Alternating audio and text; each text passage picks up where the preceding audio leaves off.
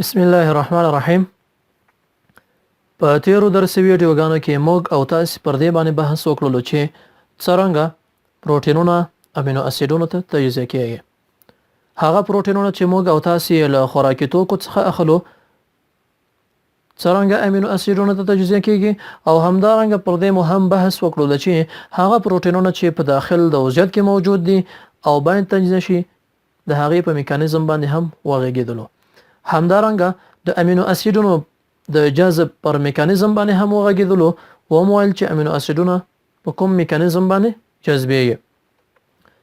له هغې وروسته د امینو اسیدونو په کټابولیزم باندې وغږیدلو و مویل امینو اسید چې کله په کټابولیزم باندې رسیږي په لومړي قدم کې د هغې د امین ګروپ له هغې څخه جلا کیږي چې د مختلفو تعاملاتو په نتیجه کې یوریا ته تبدیلیږي.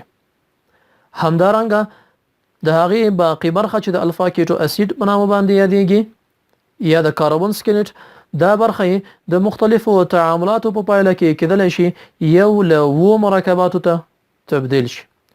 دا چې د امینو اسید د کاربن سکلیټ له 2 مرکباتو کوم مرکب ته تبدیلیږي، پر همدې بنسټ مو امینو اسیدونه پر 2 یا 3 ډلو وویشل. ومویل یو ډله هغه امینو اسیدونه دي چې هغوی د ګلوکوجینیک امینو اسیدونو په نامه باندې یادیږي، او دا ډله د مختلفو تعاملاتو په نتیجه کې ګلوکوز او یا هم ګلایکوجن ته تبدیلیږي. یو ډله هغه امینو اسیدونه دي چې د کیټوجینیک امینو اسیدونو په نامه باندې یادیږي، او دا ډله امینو اسیدونه د مختلفو تعاملاتو په پایله کې کیټون باډي او یا هم فیټي اسید ته تبدیلیږي. درېمه ډله هغه ډله امینو اسیدونه دي چې هم کېدلی شي کیټون باډي ته او هم کېدلی شي ګلوکوز او یا ګلایکوجن ته تبدیل شي، چې دا ډله امینو اسیدونه هم د ګلوکوجینیک په نامه باندې یادیږي او هم د کیټوجینیک امینو اسیدونو په نامه باندې یادیږي. زموږ نننی بحث دا دی چې څرنګه په داخل د وضعیت کې غیر ضروري امینو اسیدونه سنتیز کیږي. موږ او تاسو 2 ډلې امینو اسیدونه لرو. یو ډله امینو اسیدونه هغه د ضروري امینو اسیدونو په نامه باندې یادیږي، او دا ډله هغه امینو اسیدونه دي چې دوی تل باید له خوراکي توکو څخه واخیستل شي، په داخل د وضعیت کې دا نه تولیدیږي. او یو ډله هغه امینو اسیدونه دي چې هغوی هم کېدلی شي په داخل د وضعیت کې سنتیز شي او هم یې موږ کولی شو له خوراکي توکو څخه واخلو. د دغې ډلې امینو اسیدونو سنتیز په داخل د وضعیت کې له 2 سرچینو څخه صورت نیسي. یو سرچینه ضروري امینو اسیدونه دي چې یو تعداد ضروري امینو اسیدونو څخه کېدلی شي غیر ضروري امینو اسیدونه سنتیز شي. دویمه سرچینه هغه د میټابولیزم د بین البیني مرکباتو څخه دي. یعنی کله چې مرکبات په میټابولیزم باندې رسیږي، مختلف مالیکولونه په میټابولیزم باندې رسیږي، د میټابولیزم په پایله کې چې کوم مرکبات تولیدیږي یا کوم مالیکولونه تولیدیږي، دغه مالیکولونه او مرکبات د میټابولیزم د بین البیني مرکباتو په نامه باندې یادیږي، او له همدغه مالیکولونو څخه کېدلی شي یو تعداد غیر ضروري امینو اسیدونه په داخل د وضعیت کې هغه سنتیز شي.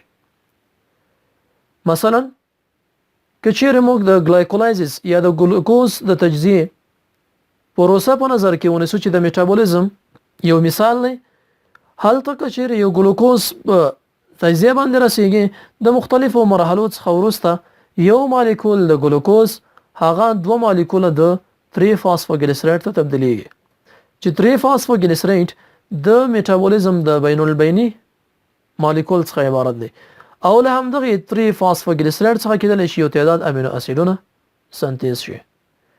یا هم که چیرې د امینو اسیدونو کټابولیزم په نظر کې ونیسو، کله چې د امینو اسید څخه د امین ګروپ جلا کیږي، باقي برخه د الفا کیټو اسید په نامه باندې یادیږي. له دې الفا کیټو اسید څخه هم کېدلی شي ځینې امینو اسیدونه سنتیز شي، چې خپل الفا کیټو اسید یا د امینو اسید د کاربن سکلیټ دا د میټابولیزم د بین البیني مالیکولونو څخه دی.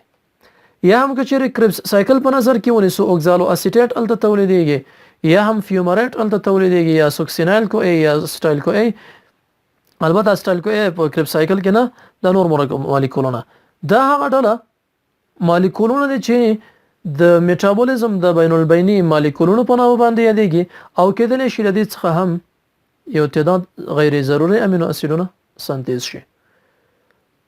دا چې کوم امینو اسیدونه یا کوم غیر ضروري امینو اسیدونه په داخل د وضعیت کې سنتیز کېږي پر دې باندې بحث کوو. موږ یو تعداد غیر ضروري امینو اسیدونه لرو چې هغه کېدلی شي د الفا کیټو اسید څخه سنتیز شي. الفا کیټو اسید د امینو اسیدونو د کټابولیزم په پایله کې تولیدېږي، یعنی د میټابولیزم یو بین البیني مالیکول دی او له دې مالیکول څخه کېدلی شي ځینې امینو اسیدونه سنتیز شي. مثلا کچیر موږ الانین په نظر کې ونیسو، یو له غیر ضروري امینو اسیدونو څخه دی چې د پایروویټ څخه سنتیز کېږي، په داخل د وضعیت کې له پایروویټ څخه سنتیز کېدلی شي. پایروویټ هم د ګلایکولایزس په پایله کې تولیدېږي، یعنی د میټابولیزم د یو بین البیني مالیکول څخه عبارت دی چې د ګلایکولایزس یا د ګلوکوز په میټابولیزم کې تولیدېږي او هم کېدلی شي د امینو اسیدونو په کټابولیزم کې هم تولید شي. کچېرې د پایروویټ مالیکول ته یو د امین ګروپ انتقال شي، پایله کې کېدلی شي له هغې څخه ال الانین چې یو غیر ضروري امینو اسید دی تولید شي. یعنی له پایروویټ څخه د ترانس امینیشن په نتیجه کې یو د امین ګروپ ورته انتقالیږي او له هغې څخه په ډېر ساده شکل باندې یو غیر ضروري امینو اسید چې ال الانین دی تولیدېږي.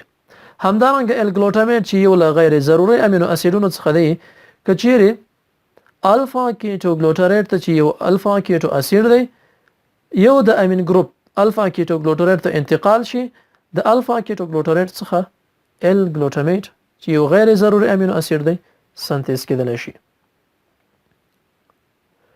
همدارنګه اسپارټیټ چې یو له غیر ضروري امینو اسیدونو څخه دی کېدلی شي د اوکزالو اسیټیټ څخه چې هم په کریبس سایکل کې یو بین البیني مالیکول دی، یعنی د میټابولیزم یو بین البیني مالیکول دی او هم کېدلی شي د امینو اسیدونو د کټابولیزم څخه تولید شي، یعنی اوکزالو اسیټیټ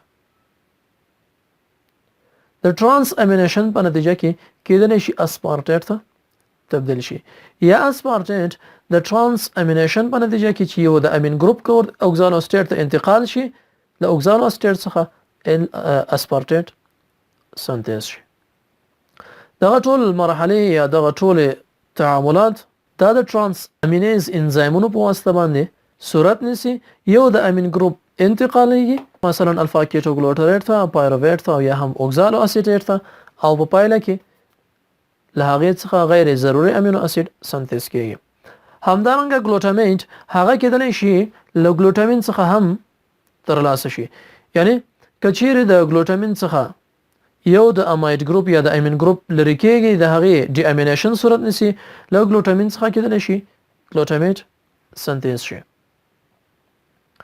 یو تعداد غیر ضروري امینو اسیدونه دي چې هغوی د امایډیشن په نتیجه کې سنتیز کېږي، یعنی کچېرې یو مالیکول ته د امین ګروپ انتقال شي، پایله کې له هغې څخه یو تعداد غیر ضروري امینو اسیدونه سنتیز کېدلی شي. مثلا اسپاراجین او ګلوټامین دا دوه غیر ضروري امینو اسیدونه د امایډیشن په پایله کې، یعنی یو د امین ګروپ دوی ته انتقالیږي، پایله کې له هغې څخه امینو اسید سنتیز کېږي.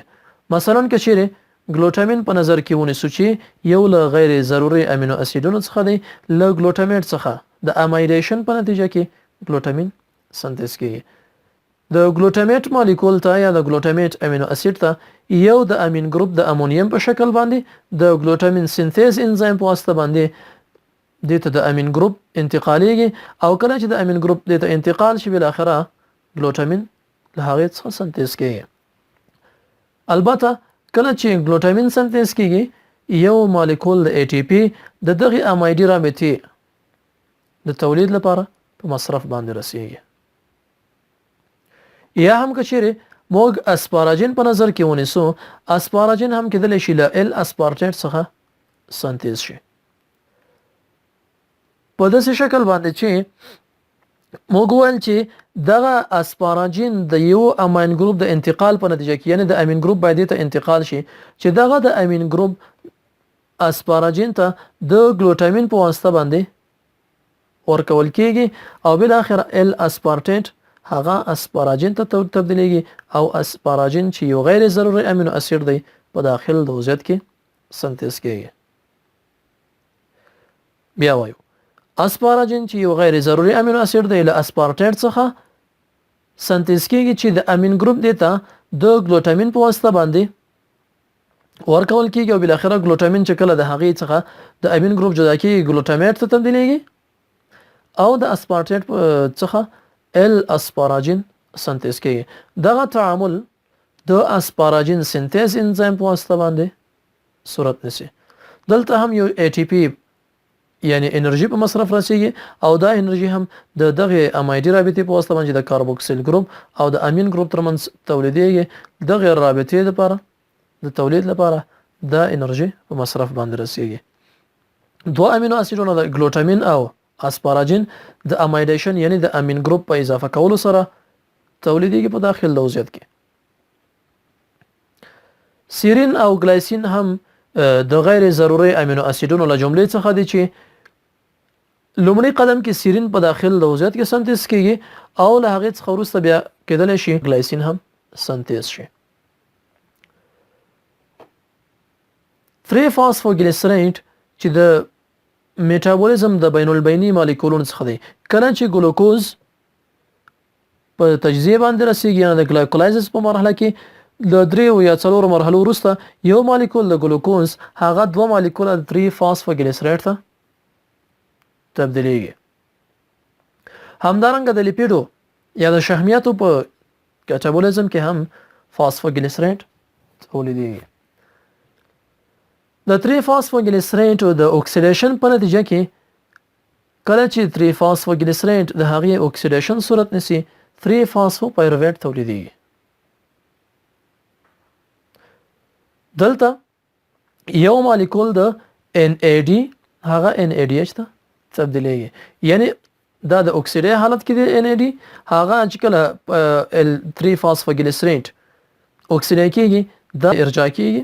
کله چې 3 فاسفوګلیسرایډ اکسیډای کېږي NAD ارجاع کېږي او هغه NADH ته تبدیلیږي او بل اخر 3 فاسفوپایرویټ تولیدېږي.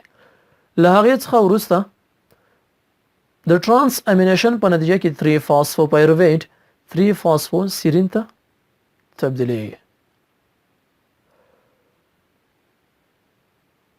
له هغې څخه وروسته 3 فاسفوګلیسرایډ د ایسټري رابطه چې د فاسفیټ او د اسید ترمنځ دلته ده یا د اکسیجن دغه رابطه ماتیږي او سیرین له هغې څخه تولیدېږي. 3 فاسفوګلیسرایډ اکسیډیشن صورت نیسي او بالاخره 3 فاسفوپایرویټ ته تبدیلیږي. 3 فاسفوپایرویټ د هغې ترانس امینیشن یعنی د امین ګروپ دې ته انتقالیږي او د امین ګروپ دلته نصبیږي. دا 3 فاسفوسیرین ته تبدیلیږي. 3 فاسفوګلیسرین د فاسفیټ ګروپ چې کوم رابطه ایسټري رابطه دلته تولید کړې ده دغه د فاسفیټ رابطه یا ایسټري رابطه ماتیږي او به هم دلته علاوه کې چون هایدرولایزس صورت نیسي د فاسفیټ ګروپ له دې څخه ازادیږي او بالاخره سیرین چې یو غیر ضروري امینو اسید دی هغه سنتیز کیږي. بیا په داخل د وضعیت کې له سیرین څخه ګلایسین چې یو بل غیر ضروري امینو اسید دی په ډیر اسانه شکل باندې چې یو د میثایل ګروپ له دې څخه جدا کیږي یا د میثایلین ګروپ او بالاخره له سیرین څخه کېدلی شي ګلایسین هم سنتیز شي. سیرین ګلایسین ته تبدیلیږي او بالاخره ټیټرا هایدروفولیټ چې له فولیک اسید څخه ترلاسه کیږي هغه میثایلین ټیټرا هایدروفولیټ ته تبدیلیږي چې یو له میثایلین ګروپ د دې څخه ازادیږي او بالاخره د سیرین امینو اسید ګلایسین ته تبدیلیږي. سیسټین چې یو بل غیر ضروري امینو اسید دی کېدلی شي په داخل د وضعیت کې له میثیونین څخه چې یو ضروري امینو اسید دی سنتیز شي. په دوو تعاملاتو کې میثیونین سیسټا ثیونین ته تبدیلیږي او له سیسټا ثیونین څخه د تجزیه څخه سیسټین ترلاسه کیږي. یعنی په لومړي قدم کې میثیونین هوموسیسټین ته تبدیلیږي، له هغې څخه وروسته هوموسیسټین له سیرین سره یوځای کیږي او د سیسټا ثیونین بیټا سینتھیز انزایم په واسطه باندې سیرین او هوموسیسټین هغه سیسټا ثیونین ته تبدیلیږي. سیسټا ثیونین د سیسټا ثیونینیز انزایم په واسطه باندې تجزیه کیږي، بلاخره له هغې څخه سیسټین ترلاسه کیږي او الفا کیټو بیوټرین چې الفا کیټو بیوټرین به سوکسینایل کوئ ته تبدیلیږي او سوکسینایل کوئ کربس سایکل ته ځي او سیسټین چې یو غیر ضروري امینو اسید دی په داخل وضعیت کې سنتیز کیږي. دا چې سیسټین له میثیونین څخه چې یو ضروري امینو اسید دی سنتیز کیږي، نو د دې لپاره چې سیسټین په کافي اندازه باندې تولید شي، نو میثیونین چې ضروري امینو اسید دی هغه هم باید په کافي اندازه باندې له خوراکي توکو څخه واخیستل شي ترڅو له هغې څخه سیسټین تولید شي. ټایروزین هم یو له غیر ضروري امینو اسیدونو له جملې څخه دی. ټایروزین هم له ضروري امینو اسید چې فینایل الانین دی له هغې څخه ټایروزین ترلاسه کیږي.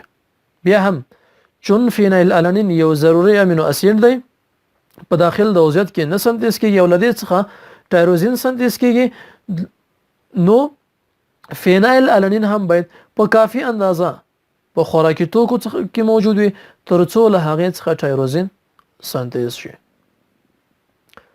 په ډېر ساده شکل باندې ټایروزین له فینایل الانین څخه چې یو ضروري امینو اسید دی سنتیز کیږي. په لومړي قدم کې فینایل الانین د فینایل الانین هایدروکسیلیز انزایم په واسطه باندې ټایروزین ته تبدیلیږي په همدې یو مرحله کې. ولی په دې مرحله کې دوه مالیکول د اکسیجن یا یو مالیکولی اکسیجن هغه داخل د تعامل ته ننوځي، پایله کې یو مالیکول د اکسیجن هغه د اوبو په شکل باندې بیرته یعنی اوبو ته تبدیلیږي او په همدې شکل باندې په محیط کې ازادیږي، او یو مالیکول د اکسیجن هغه د هایدروکسیل ګروپ چې د فینایل الانین ته علاوه شوی دی، فینایل الانین چې کله د هایدروکسیلیز انزایم په واسطه باندې ټایروزین ته تبدیلیږي، دلته یو د هایدروکسیل ګروپ علاوه کیږي او دغه د هایدروکسیل ګروپ تولید کې یو مالیکول د اکسیجن هغه برخه اخلي. کله چې فینایل الانین ټایروزین ته تبدیلیږي، په دغه مرحله کې یو مالیکول د ټیټرا هایدرو بایوپټرین هغه ډای هایدرو بایوپټرین ته تبدیلیږي. یعنی دا د ټیټرا هایدرو بایوپټرین مالیکول د هغې اکسیډیشن صورت نیسي او ډای هایدرو بایوپټرین ته تبدیلیږي. ټیټرا هایدرو بایوپټرین یو مالیکول دی چې له جی ټي پی څخه یا ګونوزین ټرایفاسفیټ څخه د مختلفو تعاملاتو دوه یا دریو مرحلو کې ټیټرا هایدرو بایوپټرین تولیدیږي. کله چې فینایل الانین ټایروزین ته تبدیلیږي، دلته یو مالیکول د ټیټرا هایدرو بایوپټرین هغه ډای هایدرو بایوپټرین ته تبدیلیږي، یعنی له ارجاعي حالت څخه اکسیدای کیږي او هایدروجنونه یې ازادیږي چې دلته اوبه تولیدیږي او همدارنګه د هایدروکسیل ګروپ تولید کې برخه اخلي. کله چې دا تعامل صورت ونیسي، له هغې څخه وروسته بیرته ډای هایدرو بایوپټرین د ډای هایدرو بایوپټریډین ریډکټیز انزایم په واسطه باندې کېدلی شي بیرته ټیټرا هایدرو بایوپټرین ته تبدیل شي. یعنی کله چې ډای هایدرو بایوپټرین ټیټرا هایدرو بایوپټرین ته تبدیلیږي، له اکسیډي حالت څخه ارجاع حالت ته تبدیلیږي، دلته یو NADH په مصرف باندې رسیږي چې له ارجاعي حالت څخه NAD یا اکسیډي حالت ته تبدیلیږي. په دغه شکل باندې ټایروزین چې یو له غیر ضروري امینو اسیدونو له جملې څخه دی، له فینایل الانین چې ضروري امینو اسیدونو له جملې څخه دی تولیدیږي. پرولین هم یو له غیر ضروري امینو اسیدونو له جملې څخه دی. په داخل د وضعیت کې کېدلی شي له ګلوټامیټ څخه د مختلفو ارجاعي تعاملاتو او د سایکلایزیشن په نتیجه کې پرولین بالاخره سنتیز شي. په لومړي قدم کې د ای ټي پی په مصرف سره یو مالیکول د ال ګلوټامیټ هغه ګلوټامیټ ګاما فاسفیټ ته تبدیلیږي چې ای ټي پی د امینو فاسفیټ ګروپ د تولید لپاره په مصرف رسیږي. له هغې څخه وروسته ګلوټامیټ ګاما فاسفیټ د هغې ارجاع صورت نسی یعنی ارجاع کېږي او ان ای ډي پی ایچ په مصرف رسیږي ان ای ډي پی ته اکسیدا کېږي او خپل د ګلوټامیټ ګاما فاسفیټ مالیکول ارجاع کېږي او ال ګلوټامیټ ګاما سیمی الډیهایډ ته تبدیلیږي او ال ګلوټامیټ ګاما سیمی الډیهایډ هغه پایرولین 5 کاربوکسیلیټ ته تبدیلیږي او پایرولین 5 کاربوکسیلیټ بیا ارجاع کېږي او بل اخره پرولین ته تبدیلیږي. کله چې د پایرولین 5 کاربوکسیلیټ ارجاع کېږي یو مالیکول د ان ای ډي پی ایچ دلته اکسیدا کېږي ان ای ډي پی ته تبدیلیږي او خپل پایرولین 5 کاربوکسیلیټ هغه ارجاع کېږي او بل اخره پرولین د هغې څخه چې یو غیر ضروري امینو اسید دی په داخل د وضعیت کې سنتیز کېږي. دا هغه پروسې وي چې په هغې کې غیر ضروري امینو اسیدونه په داخل د وضعیت کې له ضروري امینو اسیدونو څخه او یا هم د میټابولیزم د بین البیني مرکباتو یا مالیکولونو څخه سنتیز شي. له دې وروسته په راتلونکي ویډیو کې موږ په ځینې امراضو باندې بحث کوو چې د امینو اسیدونو په میټابولیزم کې رامنځته کیږي. مننه.